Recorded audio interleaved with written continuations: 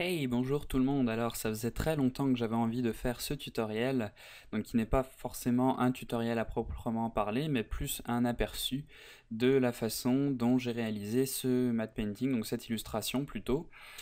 Donc, j'ai réalisé cette illustration dans le cadre d'un concours sur 3dvf.com où il fallait créer une œuvre à propos de l'univers de Philip K. Dick, donc qui a écrit notamment le livre Les androïdes rêvent-ils de moutons électriques, donc qui a donné l'adaptation cinématographique bien connue sous le nom de Blade Runner, donc de Ridley Scott. Donc ça c'est mon image finale, donc vous voyez que ça ressemble effectivement pas mal à Blade Runner, en moins bien évidemment, puisque je n'ai pas encore le niveau des gens qui ont travaillé sur Blade Runner, mais bon, j'espère m'en être approché le plus possible. Donc dans cet aperçu, on va voir comment je suis parti vraiment d'une page blanche, comment j'ai fait des croquis très rapides et comment j'ai transformé ces croquis à partir d'une modélisation 3D jusqu'à des retouches dans Photoshop pour arriver à cette image. Donc on se retrouve tout de suite pour l'aperçu. Alors ça c'est le dossier de mon projet. Alors comme vous pouvez le voir, c'est le bordel. Donc effectivement, ça m'a pris pas mal de temps pour faire cette image, c'était assez long, j'ai eu du mal en fait sur la composition un peu à la fin, ce qui m'a pris beaucoup de temps, plus que ce que ça aurait dû prendre en fait comme temps. Donc là, je vais vous montrer à peu près les trucs les plus intéressants. Donc déjà, quand on crée une image, qu'est-ce qui est intéressant de faire? C'est un dossier avec des références. Donc là, j'ai pris des couvertures de livres, des images tirées du film surtout. Donc là, on peut voir le début du film. Donc avec les structures comme ça, les bâtiments, les lumières. Et donc ce qui est intéressant avec Blade Runner, vraiment très intéressant, c'est que c'est à la fois simple et complexe. Donc pourquoi simple et complexe? Eh bien tout simplement parce que c'est simple dans les formes. Si on prend par exemple ici, on zoome par ici, on voit que c'est vraiment juste des petits carrés et des petits rectangles lumineux. Donc il n'y a rien de très complexe là-dedans, c'est pas difficile à faire. Et si on regarde sur toute l'image, c'est à peu près ça, répété partout, plein de petits points lumineux, un peu éparpillés partout.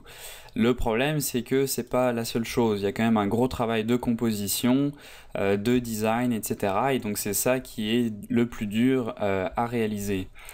Donc le design des bâtiments, donc le fait d'avoir des images des références, ça aide beaucoup pour par exemple voir ici comment sont faits les bâtiments, où sont placés les logos, où sont placées les lumières, pour avoir les formes, etc.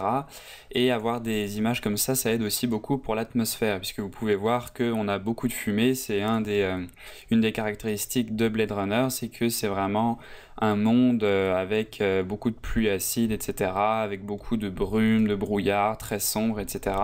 Donc c'est vraiment ça qui fait l'atmosphère très particulière de ce film. Donc là, vous voyez par exemple qu'on a une perspective atmosphérique très présente. En fait, dès qu'on a dépassé le premier plan, on perd beaucoup de détails. Et donc c'est aussi quelque chose qui est très souvent dans les plans de Blade Runner. On a vraiment beaucoup de détails, mais très minimaliste, très simpliste quand on s'en va vers l'arrière-plan ici. À l'avant-plan ici, on a plein de trucs complexes. Donc je dis pas que l'image et l'univers en lui-même est minimaliste, je parle juste de l'arrière-plan. Si vous regardez, en fait les lumières c'est vraiment uniquement des petits carrés et des rectangles. Donc après on a bien sûr des trucs plus complexes à l'avant-plan. Donc voilà à peu près toutes les images à partir desquelles je me suis basé pour faire la modélisation 3D, donc notamment ces images ici pour la forme du bâtiment. Donc j'ai essayé de la reproduire plus ou moins dans Maya. Donc avant de passer dans Maya, je vais aller ici, revenir dans mon projet WIP. Donc là c'est donc mon work in progress. Donc si je reviens dans les brouillons, on peut voir de quoi je suis parti. Donc c'est assez moche au début, vraiment très moche. Donc vraiment des cubes placés les uns des boîtes, des cylindres, des cubes, etc. placés les uns à côté des autres pour essayer d'avoir une composition. Donc là on peut voir avec différentes focales, donc ça c'était avec une focale dans les 80 mm, mais c'était beaucoup trop rapproché. Après j'ai essayé quelque chose comme du 20 mm, mais là c'était complètement l'inverse et c'était vraiment trop éloigné. Donc là si vous reconnaissez, c'est la pyramide qu'on voit dans les photos de référence. Si je reviens ici en avant dans mes images de référence, donc la fameuse pyramide ici. Donc là, comme je vous le dis, c'est un brouillon, donc ne vous étonnez pas si c'est pour l'instant une grosse boîte dépliée comme ça. Finalement, j'ai décidé de l'enlever par la suite puisque c'était beaucoup trop loin, j'avais du mal avec la composition, donc j'ai décidé de la laisser à l'arrière-plan. Donc ça, c'était vraiment une base sous Maya pour essayer de savoir où je m'en allais, pour faire une composition, pour essayer d'avoir un angle de vue, un point de vue, et pour commencer à déterminer où j'allais mettre mes bâtiments. Donc vous voyez qu'il n'y a pas grand-chose qui ressemble à ceci dans la vue finale, mais on a quand même des bâtiments. Donc là, le fait d'avoir un bâtiment à droite, ici avec un grand panneau sur lequel j'ai fini par mettre la fille chinoise comme dans la publicité, là, comme dans les publicités qu'on voit dans Blade Runner. Donc si je reviens dans mes images de référence, voilà, cette madame chinoise ici, donc qui est aussi quelque chose de très marquant dans Blade Runner. À chaque fois, il y a toujours cette pub qui se balade dans l'environnement. Donc j'ai pensé à ça dès le début, et vous voyez que ça, par exemple, c'est resté pour la suite. Donc là, on avance un petit peu, donc avec des essais de néon à l'avant-plan, des toitures, des câbles qui passent un peu dans tous les sens, des vaisseaux également qui passent dans tous les sens pour ajouter un peu de vie, des ventilateurs, donc un peu plus de détails dans la modélisation. Donc ça, c'était une photo, enfin un screenshot que j'ai fait en fait avant celle-ci. Ça, c'était déjà une étape un peu plus avancée. Donc ça, c'était la suite de mes boîtes. Donc des premiers essais sur Photoshop avec, vous voyez déjà une fille asiatique ici, donc pas à la finale puisque j'ai trouvé une photo un peu mieux au final. Mais vous voyez ici donc que j'ai commencé à faire des essais avec les textures. Je pense même que la texture ici, c'est la texture finale qui est sur mes bâtiments. Donc je vous expliquerai plus tard les textures, comment je m'y suis pris. Mais pour l'instant, vous voyez que c'est assez moche. Là, les effets de lumière marchent pas très bien. Donc j'ai fait plusieurs tests avec des effets de néon ici, des effets de lumière, etc. Donc encore une fois, ça marchait pas beaucoup. J'ai fait des tests de lumière ici aussi avec le rouge en arrière-plan. Donc là, faut pas s'étonner si c'est moche et si ça ne marche pas, hein. Au début, c'est souvent très décourageant.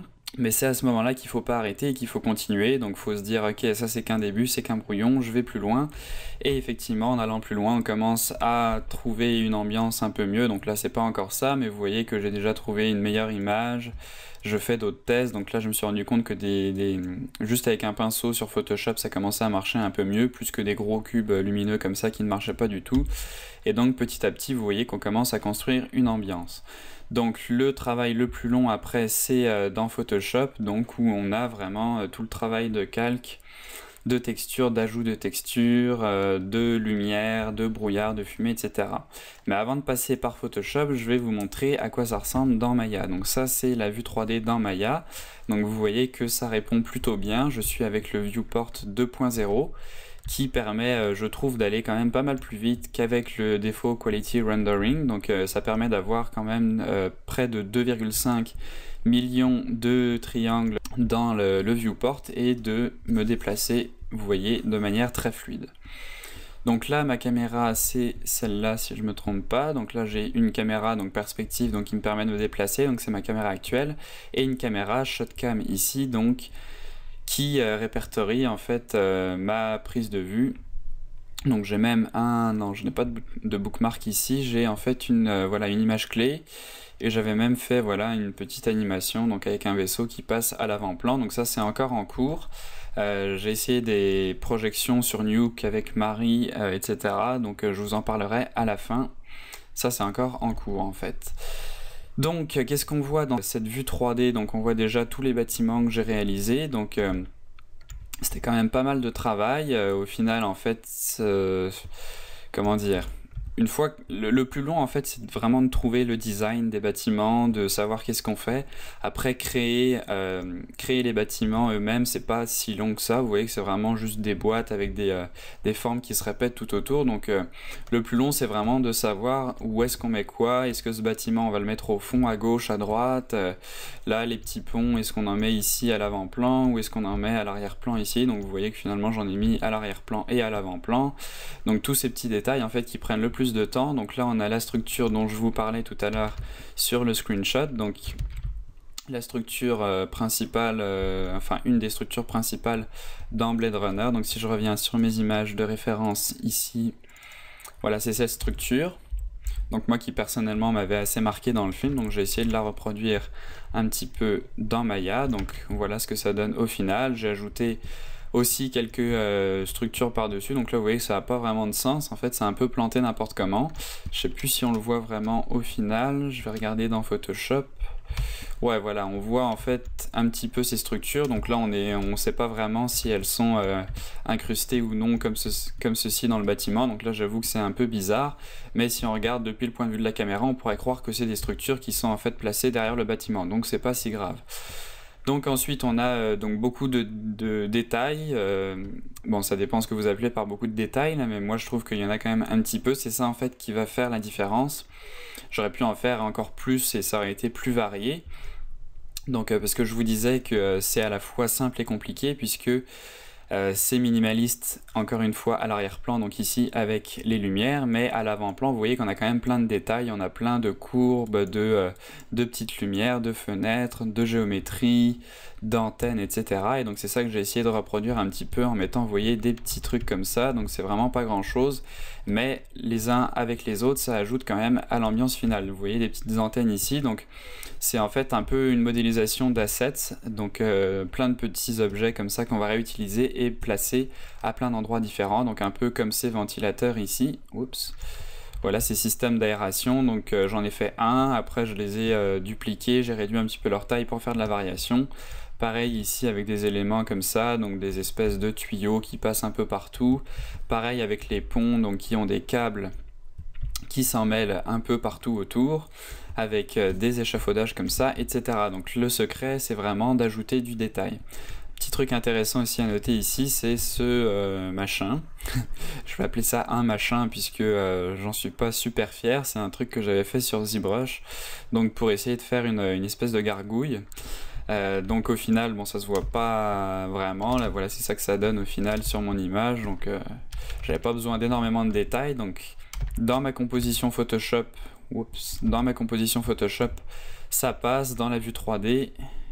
Oups, je m'emmêle un peu les pinceaux. Dans ma vue 3D, si on zoome dessus, c'est un peu bizarre. Enfin bon, ça marche quand même. Donc là, voilà, c'est un peu ça. Des vaisseaux aussi. Donc là, encore une fois, des trucs très basiques. Donc des formes qui sont un peu avec des extrusions de partout, des cylindres, etc. J'en ai fait plusieurs différents. Voilà, comme ceci, il y en a un comme ça aussi, donc avec un dépliage UV basique. Donc généralement je sélectionne ma géométrie, je vais dans Create UV Automatic Mapping, puisque de toute façon après je retouche beaucoup sur Photoshop. Il y a beaucoup de travail au niveau des textures sur Photoshop. Là j'ai plus les vaisseaux dans cette version, je sais pas où ils sont passés.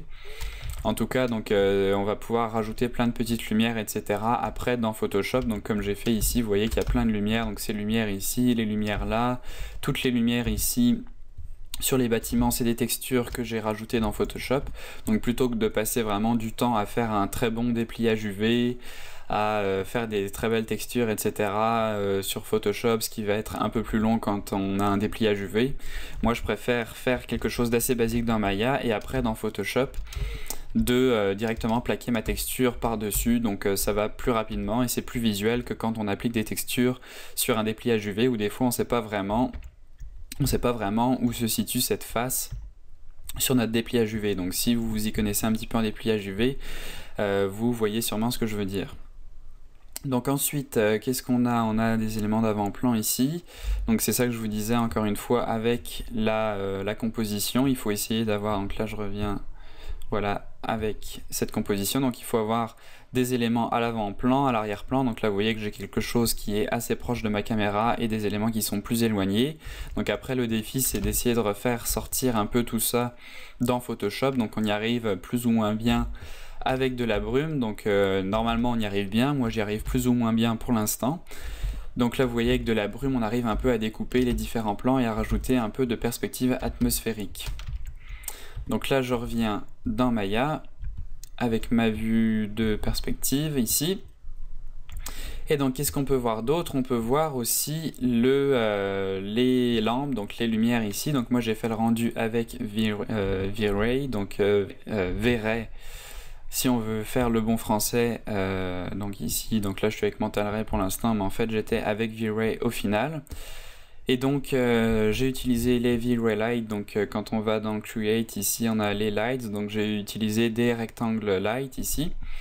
Donc j'y suis allé un peu bourrin là-dessus, j'ai pas, comme je vous ai dit encore une fois, j'ai fait vraiment le gros du travail sur Photoshop. Donc les lumières c'est assez basique, j'en ai mis une à l'avant qui éclaire mon avant-plan, j'en ai mis une en dessous qui me permet d'avoir un peu un éclairage en dessous pour ces structures ici. J'ai aussi ajouté voilà, quelques lumières par derrière pour éclairer mes bâtiments et les faire ressortir un petit peu.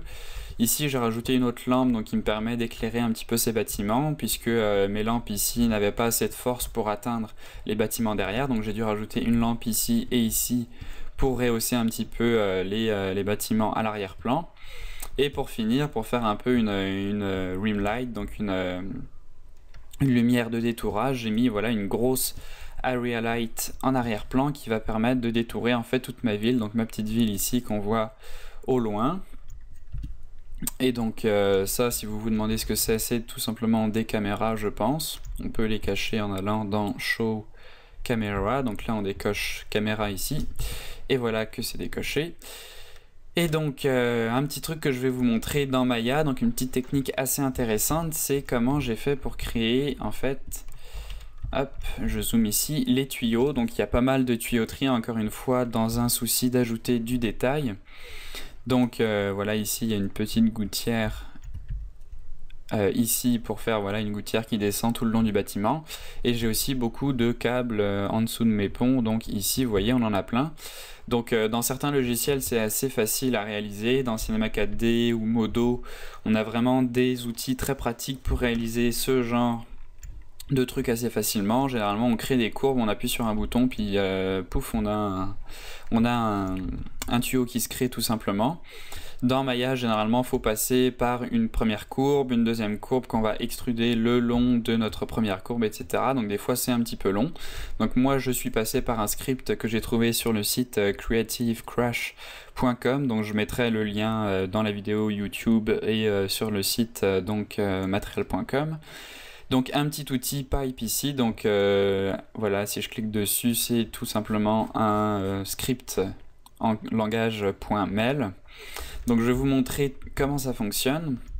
Donc je vais créer un nouveau calque, voilà, layer 4, pour y voir un petit peu plus clair. Je vais afficher ma grille, voilà, et je vais créer tout simplement un cube ici. Voilà, je vais lui donner un petit peu de hauteur, comme ceci. Encore un petit peu plus, hop, voilà. Et donc là, on va voir qu'on va pouvoir créer très facilement un tuyau. Donc là, je vais sélectionner mon objet et cliquer sur la petite icône ici, qui va me permettre de créer une courbe directement sur la surface de mon objet. Donc là, hop, je fais une courbe basique, comme ça, et vous voyez qu'elle est directement sur la surface de mon objet. Donc là, je reclique sur le petit aimant pour désactiver l'aimantation en fait sur mon cube. Je sélectionne cette courbe. Un petit truc à faire des fois avant, c'est pas obligé mais quand même souvent j'ai eu des problèmes avec ça, c'est de supprimer l'historique de la courbe. Donc là je clique sur Delete by Type History pour supprimer cet historique. Je clique sur Pipe, donc là ça m'ouvre cette petite fenêtre et je clique sur Generate Pipe. Et là vous voyez que on a notre courbe en fait qui s'est transformée en tuyau. Donc pour l'instant c'est assez basique, donc je peux sélectionner ma courbe, appuyer sur 3 sur mon clavier numérique pour faire un smooth et avoir quelque chose d'un peu mieux, et réduire également sa taille. Donc là ce qui est intéressant c'est que c'est interactif, donc si je viens ici changer la taille vous voyez que ça change en temps réel. Et un autre truc assez intéressant c'est que on a des manipulateurs ici, donc là je peux sélectionner mon manipulateur et bouger, vous voyez ma courbe. Donc c'est assez intéressant. On peut voir aussi qu'on a le nombre de loops et de rings, donc on peut les baisser ici si on veut avoir un peu moins de géométrie, donc si on veut pas avoir une géométrie trop lourde. Et après on clique sur donc Finish New Pipe et là on a donc notre tuyau qui est fini, donc avec les manipulateurs qui ont été automatiquement supprimés. Et là vous voyez que on a notre tuyau, donc on peut le décoller un petit peu de la surface et après faire quelques petites modifications dessus, donc au choix. Donc là on va voir un autre truc aussi, c'est comment faire quelque chose qui va suivre la surface. Donc là c'est simple quand on a quelque chose de basique comme un cube comme ceci, mais là je vais ajouter quelques edge loops comme ça et je vais faire une petite extrusion de ces deux faces. Et donc là vous voyez que ça devient un peu plus compliqué. Si on veut créer une courbe qui suive parfaitement notre géométrie, on va venir ici, on va cliquer et vous voyez que là on a notre courbe qui rentre dans la géométrie, etc. Donc c'est pas le mieux pour faire ça. Donc là je reclique sur mon aimant pour désactiver le snap sur mon mesh. Et donc c'est pas la méthode la plus simple. Donc la meilleure méthode c'est de venir insérer là où on veut notre tuyau un edge loop. Donc là je vais insérer un edge loop ici. Je viens en mode edge et je vais sélectionner en fait seulement les parties où je veux mon tuyau. Donc là juste la partie à l'avant. Et à partir de ça on va venir en mode surface ici sur Edit Curve et on va faire Duplicate Surface Curve. Et donc là si j'isole ma sélection, vous voyez qu'on a une courbe qui vient de se créer à partir de notre edge loop ici. Donc là je vais revenir en mode objet, hop, je vais voilà, cacher mon objet, et donc là vous voyez qu'on a notre courbe. Alors le problème c'est que pour l'instant on a en fait une courbe par arête sélectionnée, donc on va sélectionner toutes nos courbes et aller dans Edit Curve, Attach Curve, et là vous voyez qu'on n'a plus qu'une seule courbe pour toute la longueur. Donc là je reviens Display Show All, voilà. Et donc je sélectionne ma courbe et la même chose, je viens dans Pipe, Generate Pipe. Alors là encore un petit problème, donc ça c'est parce que je n'ai pas supprimé l'historique de ma courbe. Donc là, comme je vous disais, des fois on peut avoir des problèmes avec ça. Donc là, Delete by Type, History, Pipe, Generate Pipe, et là vous voyez qu'on a résolu le problème. Donc là c'est très moche, on va réduire le radius un petit peu. On va sélectionner donc ce tuyau, appuyer sur la touche 3. Donc là vous voyez qu'on a un petit problème puisque le smooth avec la touche 3 est un peu trop fort. Donc là je vais augmenter, voilà où est-ce que c'est, le nombre de rings. Donc ça c'est sur la longueur. Et je vais pouvoir comme ça contrôler à quel point mon tuyau va suivre en fait la surface. Donc je peux aussi, si je veux, le descendre un petit peu pour pas avoir trop de géométrie, finir voilà mon tuyau comme ça et après rajouter des edge loops ici donc sur les bords. Donc comme ça on a des edge loops uniquement là où on veut et non tout le long, donc pour minimiser un petit peu la géométrie. Et donc là vous voyez que comme ça on a un tuyau qui suit la géométrie de notre objet. Donc voilà pour ce petit aperçu. Donc là je vais supprimer tout ça, revenir sur mon calque principal et vous montrer la suite. Donc là pour en finir avec la partie surmaillage, je vais vous montrer comment j'ai fait mon rendu. Donc ça c'est assez simple. Donc là hop, ça bug un petit peu. Donc en fait ce que j'ai fait c'est que j'ai séparé chaque partie, donc l'avant-plan, l'arrière-plan, le plan milieu si je puis dire, en différents calques de rendu. Donc là on a uniquement par exemple les vaisseaux. Je vais le laisser s'actualiser. Donc là on a sur un calque les vaisseaux, voilà ici, donc uniquement les vaisseaux. Sur un autre calque on a l'avant-plan, donc vous voyez le petit bâtiment ici. Après sur un autre calque on a tout ce qui est, vous voyez en fait j'ai appelé ça first ground, foreground, donc parce que j'avais un avant-plan puis un avant-avant-plan si vous voulez. Donc ça en fait c'est, puisqu'on a plus que juste deux plans, donc on a plus qu'un avant-plan et un arrière-plan, on a un avant-plan, un milieu-plan, un deuxième milieu-plan et un arrière-plan enfin. Donc c'est pour ça que vous avez en fait cette nomenclature un peu bizarre. Ensuite, middle ground, donc c'est tout simplement ce bâtiment ici. Et background, c'est voilà tous les bâtiments derrière éparpillés comme ça. Donc j'ai fait un rendu pour chaque calque et comme ça, ça me permet une fois dans Photoshop d'avoir, comme vous allez le voir ici, voilà le background sur un layer, après middle ground, mon foreground et first ground ici. Donc comme ça me permet de tout découper. Donc c'est pas forcément nécessaire, mais pour faire une projection, en fait, un caméra mapping, ça aide beaucoup. Je vous montrerai dans une troisième partie sous Nuke.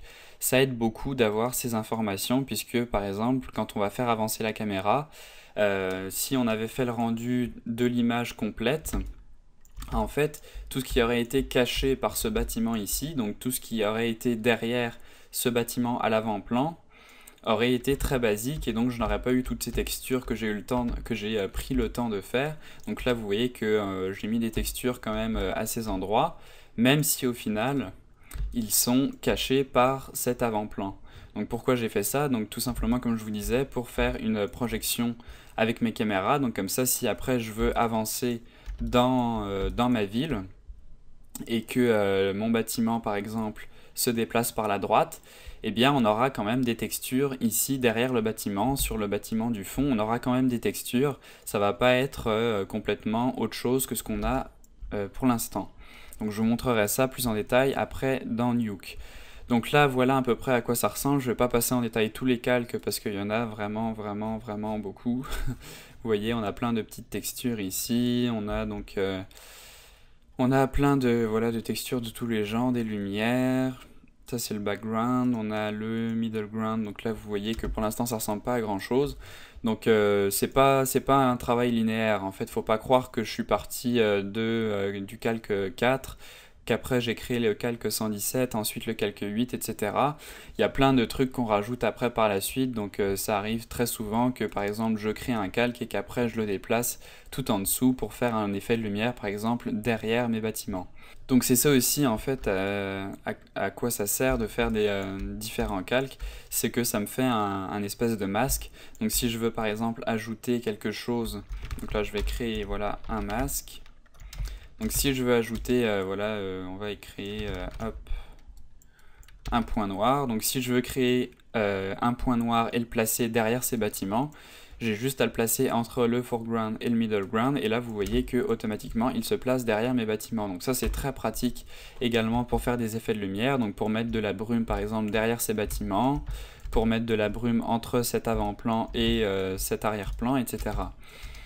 Donc comme je vous disais, je ne vais pas passer les trucs un par un, ça serait trop long et pas forcément très intéressant. Ce que je vais faire par contre, c'est vous montrer les images que j'ai utilisées. Donc là on peut voir par exemple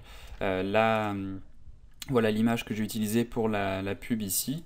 Donc j'ai juste fait quelques petites retouches sur Photoshop ici pour donner un espèce d'effet de volet, de néon en fait. Puis j'ai rajouté un petit peu de fumée ici.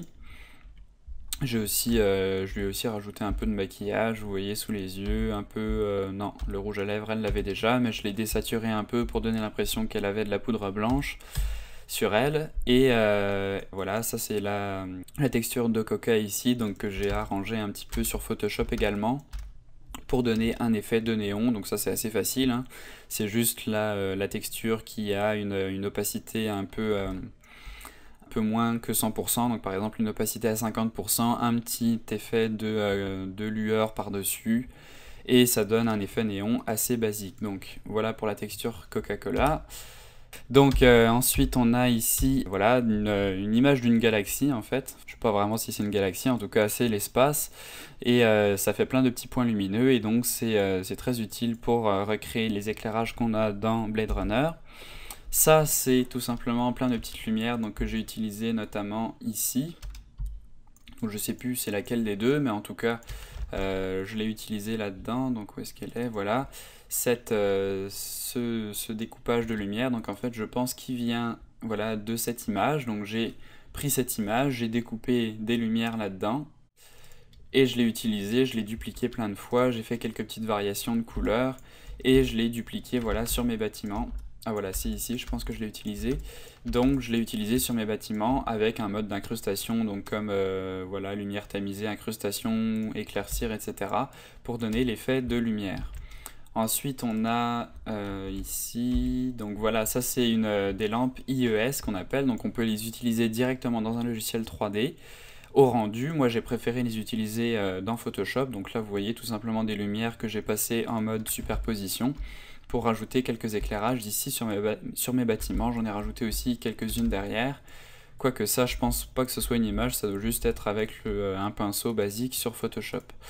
Donc voilà pour les lumières. Et enfin, intéressant, donc la texture de base pour tous mes bâtiments. Donc ça, en fait, c'est la texture que j'ai utilisée pour presque tous mes bâtiments. Et pour tous mes bâtiments, en fait, même. Et vous voyez qu'après, il y a un gros travail de texture dans Photoshop. Donc là, par exemple, si je viens sur mon, voilà, mon foreground ici, ça doit être... Est-ce que je vais le retrouver? Voilà, ça doit être, c'est ça, donc les textures ici, voilà. Donc c'est vraiment un gros travail de texture, donc plein de textures qu'on ajoute. C'est pas si compliqué en fait, mais c'est plus long que compliqué. Donc vous voyez plein de textures qu'on ajoute, donc par exemple les textures ici sur le toit. Donc vous voyez qu'au départ, avec ma texture de base, hop, ce qu'elle est, voilà, avec cette texture de base que j'ai créée sur Photoshop, donc avec un mix de plusieurs textures, donc il y avait des textures de ciment, j'ai rajouté du bleu et j'ai rajouté quelques textures par-dessus en mode incrustation, et donc juste cette texture, vous voyez, ça donne quelque chose comme ça. Donc si je m'amusais à enlever toutes les textures que j'ai rajoutées, vous verriez que c'est vraiment très plat, ça manque énormément de détails et ça donne un aspect très 3D. Même là, si on regarde, ça pourrait être mieux, c'est encore un petit peu 3D par certains endroits. Mais vous verriez vraiment que sans texture, voilà, ça donne quelque chose comme ça. Et donc là, on va ajouter plein de textures de partout, voilà, pour rajouter un peu de craquelure et de détails et d'intérêt sur tous les bâtiments. On va aussi rajouter quelques lumières ici, quelques lumières qui viennent voilà, du bas du bâtiment vers le haut. Ici, quelques coups de pinceau pour détruire un peu tout ça, quelques lumières ici pour donner l'impression que la ville et enfin qu'il y a de la population dans la ville, que c'est pas une ville fantôme. Là on voit mes petits ventilateurs. Aussi beaucoup de fumée, donc comme je vous disais, de la fumée ici, vous voyez, pour des petites lumières dans le fond, de la fumée pour séparer les différents plans de mon bâtiment.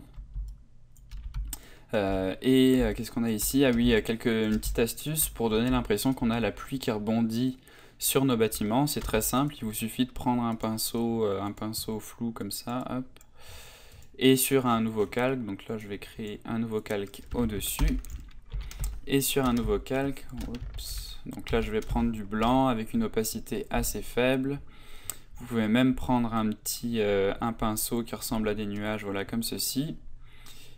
Et donc là, avec une opacité assez faible, vous avez juste à faire des petits, voilà, des espèces de,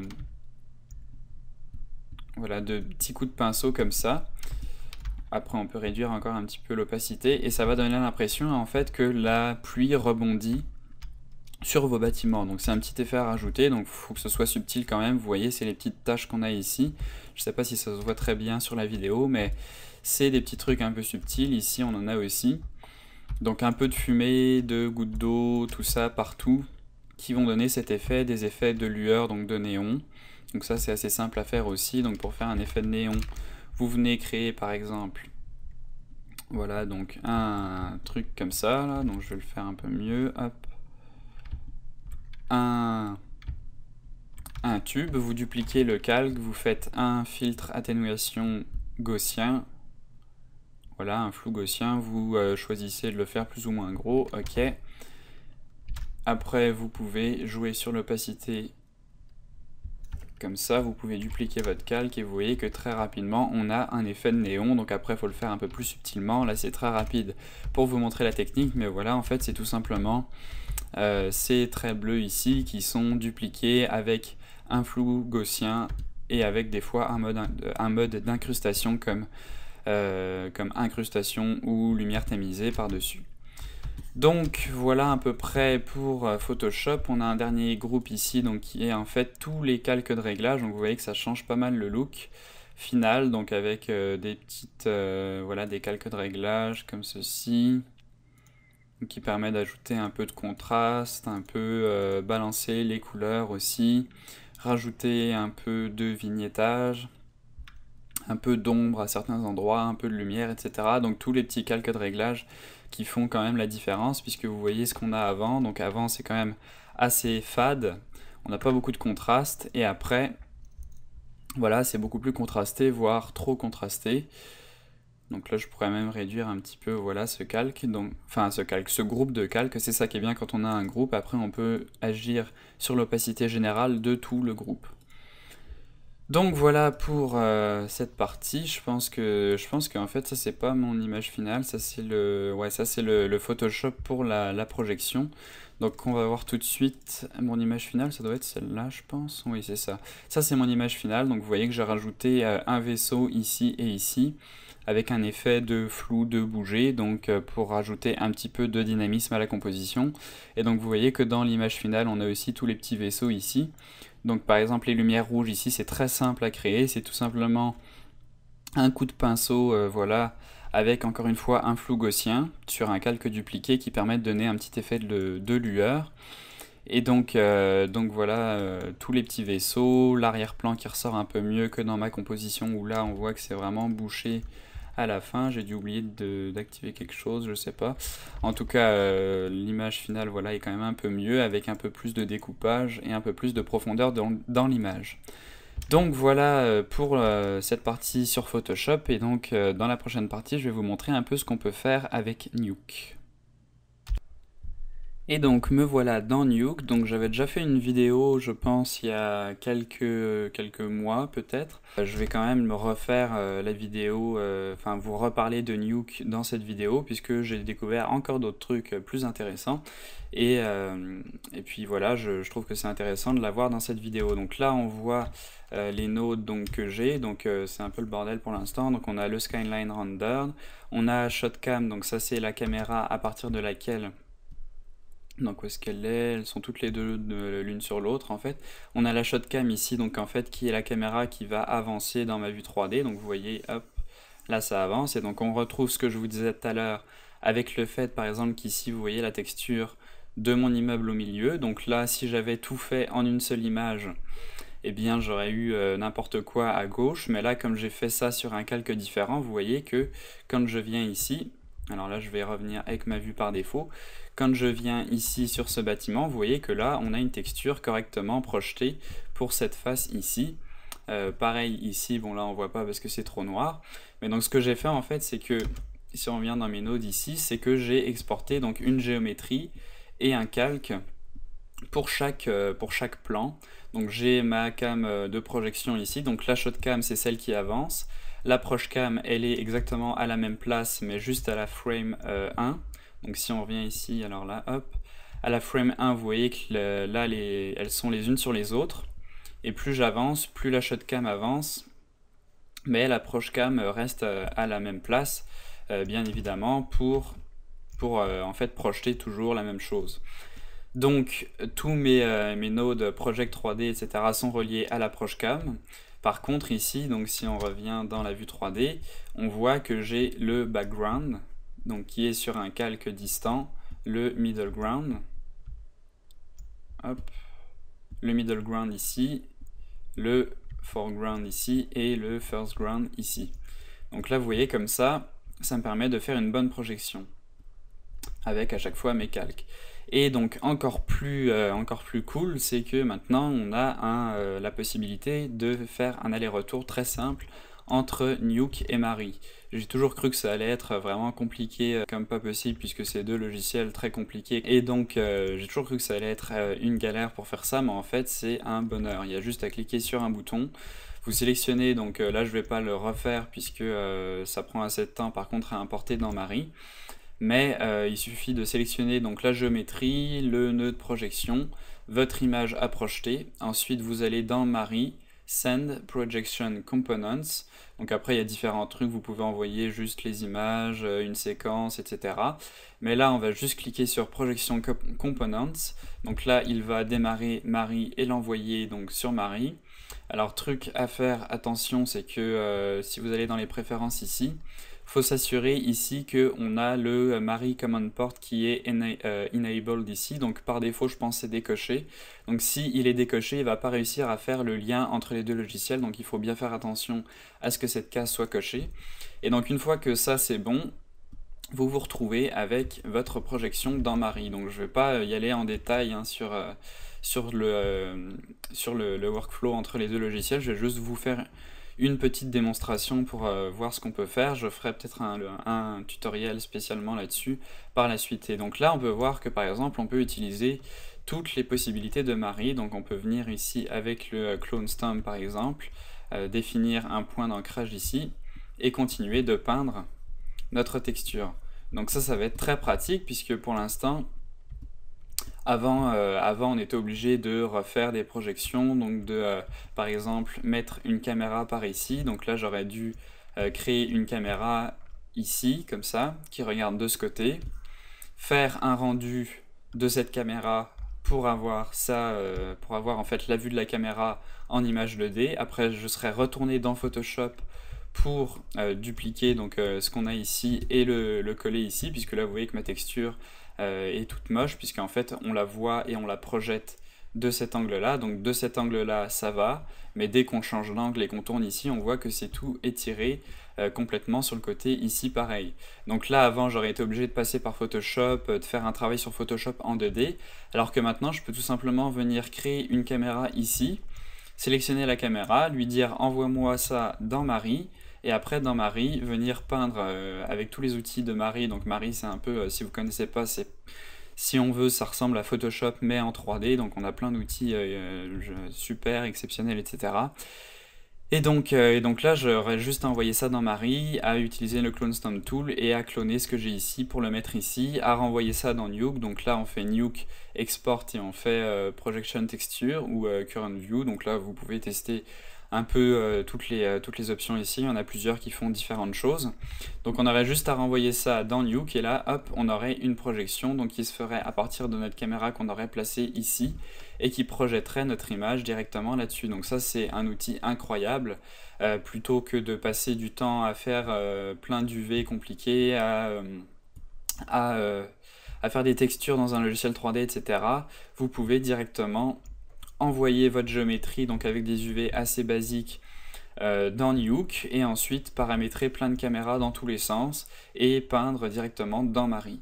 Donc c'est vraiment un atout, un gain de temps en fait fou.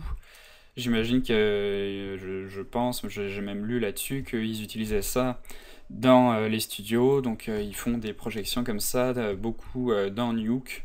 Donc ça dépend de la géométrie, là c'est une géométrie quand même qui est relativement simple, donc ça marche plus ou moins bien ça marche bien dans le viewport, là vous voyez que c'est assez réactif, mais donc ça permet quand même de faire des trucs très rapidement. Alors petit ajout de dernière minute, finalement j'ai eu le temps de faire ma vidéo sur Blade Runner, donc puisqu'il s'est passé pas mal de temps entre le moment où j'ai enregistré la première partie du tuto et ce que je vous dis en ce moment. Donc j'ai pu revenir dans Nuke et terminer mon matte painting, donc avec une explosion, avec des vaisseaux, etc., de l'animation. Donc la vidéo finale est disponible sur mon compte YouTube si ça vous intéresse. Je mettrai un lien en dessous de la vidéo. Donc là, il n'y a pas grand chose qui change, c'est juste que en fait, je suis venu donc avec mes shotcam, tout ça, projection, faire des rendus de ces images, puisque c'était un petit peu long dans la vue 3D de travailler directement avec les projections. Donc là, on les voit pas. Je vais venir par exemple ici. Donc c'est un petit peu long de travailler directement avec ces projections, puisque les géométries étaient assez importantes. Donc là je les ai un petit peu réduites. Vous voyez que j'ai enlevé de la géométrie à l'arrière. J'ai simplifié aussi quelques trucs. Donc ça me permet d'être un peu plus réactif et d'avoir des temps de rendu un peu moins longs, mais n'empêche que ça prenait quand même pas mal de temps. Dès que je voulais faire un rendu ici 2D avec ma projection, vous voyez qu'à chaque fois ça met pas mal de temps pour calculer une seule frame. Donc là en plus on est juste avec un seul calque et vous voyez qu'à chaque fois ça prend facilement 5 secondes pour un seul calque. Alors avec toutes mes projections ici, ça pouvait prendre facilement quelque chose comme 20 secondes par frame, donc c'était vraiment pas pratique pour travailler l'animation, etc. Donc ce que j'ai fait, c'est que j'ai mis des write nodes ici, et j'ai fait le rendu de mes différentes passes pour avoir simplement des images et non de la géométrie 3D. Donc là, petite astuce, vous voyez qu'ici on a render order ici, Et donc en fait, on peut assigner un ordre différent de rendu sur chaque node et après venir dans render all et ça va rendre en fait tous nos write nodes à la suite dans l'ordre qu'on a défini ici. Donc comme ça, j'ai pu lancer ça pendant la nuit, j'ai mis des render order, donc là on voit que c'est le 3, 6, 4, 5, etc., 2, etc., avec un render order différent à chaque fois. Et donc ça m'a permis de faire le rendu pendant la nuit de plusieurs write nodes. Et donc après, avec quoi je me retrouve? Avec un truc un peu plus organisé ici, avec différents calques.